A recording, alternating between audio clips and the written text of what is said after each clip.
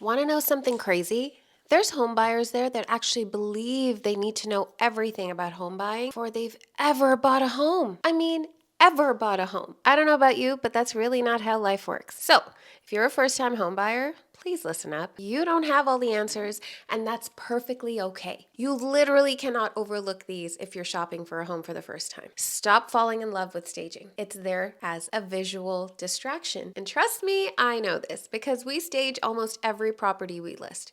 And for good reason. It taps into buyer psychology and it truly helps bring the home to life. And spaces are laid out with such thoughtful flow that it's easy for you to actually envision yourself in that space.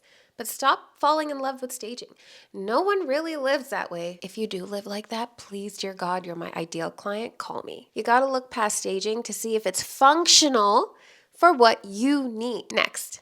I hate to break it to you, but your kids are distracting you. And trust me, I'm a mother, I know. Sometimes it's inevitable. We're gonna have to shop with our families. And it's okay, we'll make the best of it. There's benefits to markets like the ones we're in today, where you get to make an informed decision over a period of time and you get to revisit a property and go in different times of day and go when school lets out if it's near a school. You may wanna look at the home without your kids, just to give you this true sense of if it serves your needs and you're not distracted. And I do try to have snacks on the go at all times for me and the kids. Okay, next, don't just rely on layouts. We want to get really specific with square footage. This is directly going to impact your property taxes, the appraisals when they come through, comparables in the area. Don't overlook this step. Okay, I need to stress this. You need to know the neighborhood that you're buying into. Even if you're just an investor, even if you have no plans of living in this home, you do plan on holding on to this long term. The location is something you're really not going to be able to change. Investigate the neighborhood. If you're a family, you're going to want to know what the schools are like, what are the parks like, what are the activities like, what are the amenities like, what's access to the highway. But beyond that,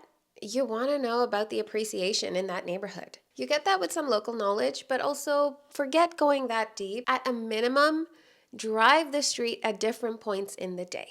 Get a feel for what you're buying into because you're gonna be tied to it. Okay, let's wrap this up. Please don't be ambushed by closing costs. There are so many online calculators at this point, and if you're working with a professional, you know you're going to have to account for closing costs, whether it's legal fees, whether it's mortgage fees. There's land transfer tax. You're going to want to prepare for all of these different closing costs, and hey, if you're in the city of Toronto, you're going to be hit twice. So you got to know these things, and guess what? You didn't need to know any of these before watching this video because that's not what you do day in and day out.